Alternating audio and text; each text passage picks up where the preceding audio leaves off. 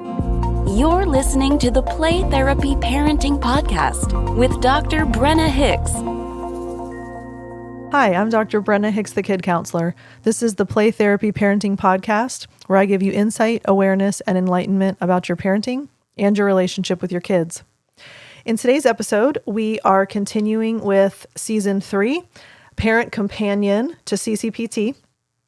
And today we are talking through how does child-centered play therapy work? So we've talked about why CCPT works, but now we're going to dive into how it works, specifically through the lens of differentiating this play therapy approach from others. In other words, often we will hear about play therapy as a blanket approach, and we tend to think maybe that it's just one thing. But in reality, there are very different approaches. There are very different theoretical models. And those are fancy words to say there are different approaches that have data behind them that say, these are the techniques that you're going to use. This is why these techniques are effective. This is how you conduct a play therapy session. It all comes back to a theorist. And so there are people in the past that have determined by study and proof and data, this works. So then if you really feel that that suits your personality and it makes sense for your approach, you're going to follow that model. And child-centered play therapy is what we talk about on this podcast, very different from directive play therapy, which are different kinds of approaches. So I want to make it real clear, especially if potentially your child-centered play therapist recommended this podcast season for you. I want you to understand what this approach is, what it looks like, and how it differentiates from directive approaches, because there are different types of play therapy. So let me start with the directive approaches so that you have something to compare and contrast. So a directive play therapy approach looks like the therapist selects ahead of time different activities or games or worksheets or crafts. They have something in mind going into the session. We're going to do this today. The therapist also directs the conversation while in the session. So draw how you're feeling, or play out your family, or we're going to do this activity about the anger monster, and we're going to talk about it.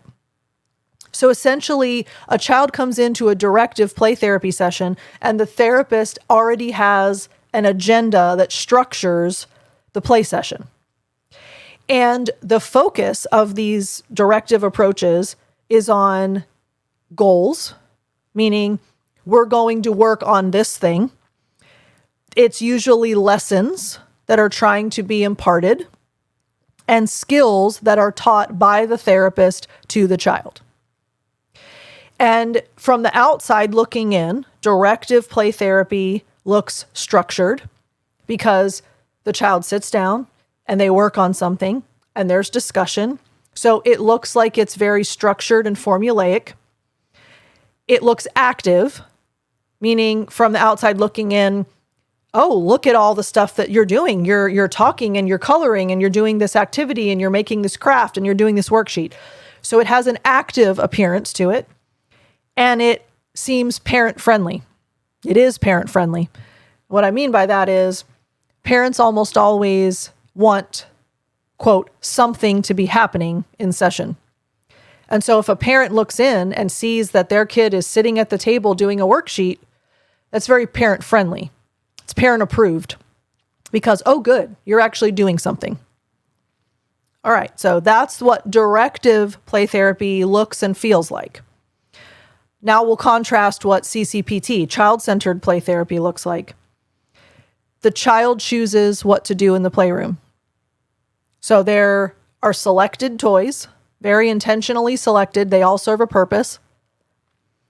The environment is there. We talked about that in an earlier episode. The relationship with the therapist is there, and the child chooses what to do when they're there. And then the therapist follows the child's lead. responding therapeutically to their decisions and their choices and their emotions and their statements and their behaviors. There are no pre-established lessons. There's no outcome imposed in the session. There's no agenda, essentially. And from the outside, it often looks simple. It often looks like, quote, all they're doing is playing, end quote. But there is so much happening under the surface. And one of the things, I have a pre-consultation video that I send out to parents. And one of the last things that I say in that video, before I even meet with the parents for the first time, what is included in that video is how hard child-centered play therapy is, how much work it is, how difficult it is, how deep it is. It's hard on the child. It's hard on the therapist. The process is hard. The work is hard. It looks unnecessarily easy and simple from the outside. He just goes in there and plays the whole time. She just painted for an entire hour. But there is so much happening under the surface. There is so much happening at a deep level. There's therapeutic change taking place. So the key difference between these two, so child-centered play therapy is non-directive, meaning the therapist is not going to tell the child what to do. And then there are directive approaches. So the difference between these two is who leads the change, who leads the process. In a directive approach, the therapist leads. Therapist is in charge, therapist decides. In a child-centered play therapy approach, the child leads. And why does that matter? Who leads is an important factor. Why does it matter so much? Well, if the child is leading, that means they own the process. That means they accept responsibility for it. That means that they're bought in. That means that they're invested. That means that they are dictating the pace and what they're tackling when. It also helps them to build confidence, because when you assume responsibility for an outcome, you learn that you're capable. You learn that you're competent. You learn that you can trust yourself. And if a child leads, they work through struggles in their way on their time schedule. When we go back to Landreth, who is kind of the pioneer of the whole model, wrote all kinds of books and really was the predominant educator in this model for many years before his retirement. He talks about you can't rush a child through their work. He also says, I can't presume to know better than the child what they need to do when. So we honor their way of doing it, their time frame, their pace, when they're ready, willing, and able to tackle things. All of that is important, because if they're allowed to do that when they lead, they don't feel pressure in general, but I can give you some specificity there. They don't feel pressured, which who wants to feel pressured? But they don't feel pressure to perform. They don't feel pressure to please other people. They don't feel pressure to comply. They don't feel pressure to cave or concede. In contrast, they feel fully accepted. And through that acceptance, it creates trust and safety. And within trust and safety comes self-enhancing behavior. And real healing, I mean, this is a big picture concept. Real healing comes from processing your stuff, not from being told what to do. Think about something you've struggled with in the past. Your own anxiety, your own anger, your own grief, your own loss, your own failure, whatever you've dealt with.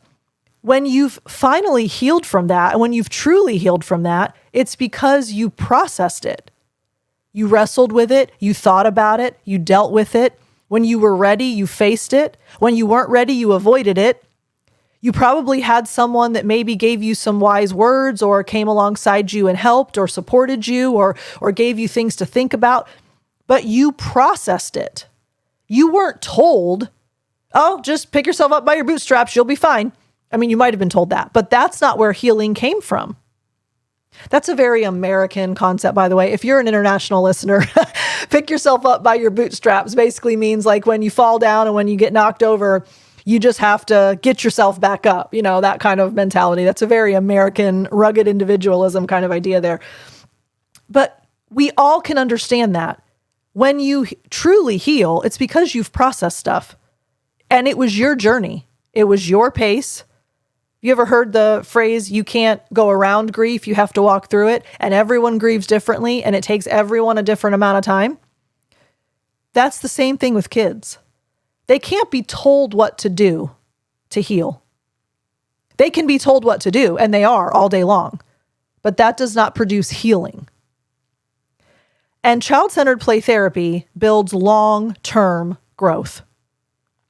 They develop self-esteem that carries with them forever. They develop self-regulation, which follows them forever. They build an emotional vocabulary that carries with them forever. They learn problem solving. They learn coping. They learn resilience. They learn bigger worldview. They have other orientation. These are things that serve them for the rest of their lives because they're working through this. They're figuring this out. They're guiding the way.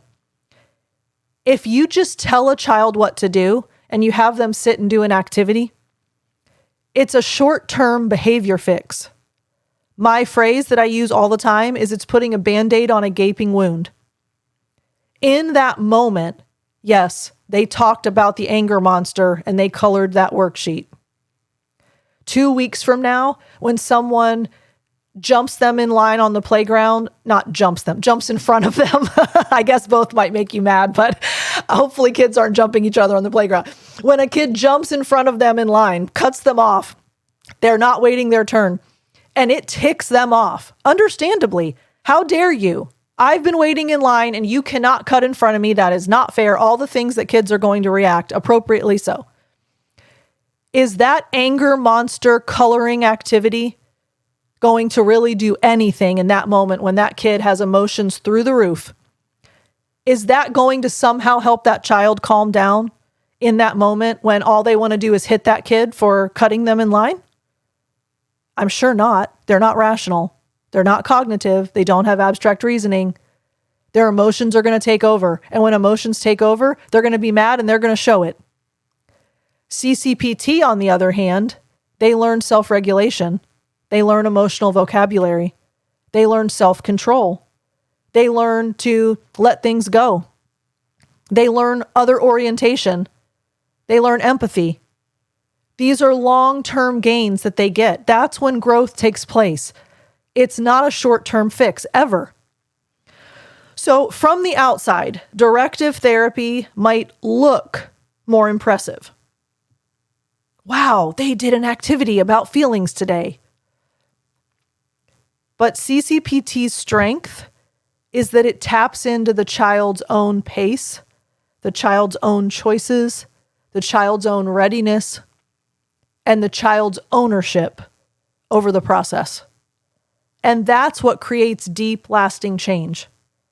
And that is why I and the therapists that are recommending this podcast to you are so passionate about this, because directive play therapy is like handing a child a script and saying, read this out loud to me.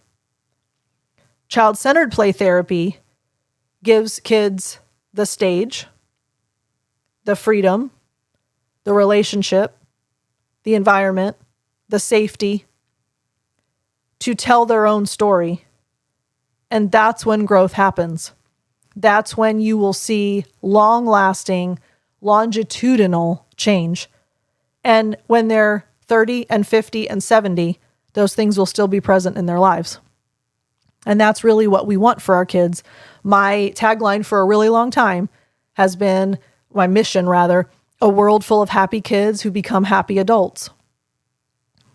This is what happiness looks like. when you develop the skills that you need to function well.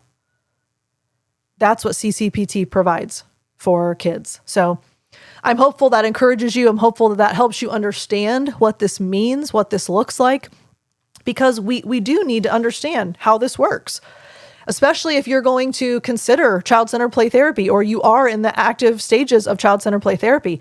You need to understand why this matters and why we do this. So I'm hopeful that that encourages you. If you have questions or comments, I would love to hear from you. Brenna@thekidcounselor.com. Love y'all. We'll talk again soon. Bye. Thank you for listening to the Play Therapy Parenting Podcast with Dr. Brenna Hicks. For more episodes and to subscribe to our newsletter, please go to www.playtherapyparenting.com.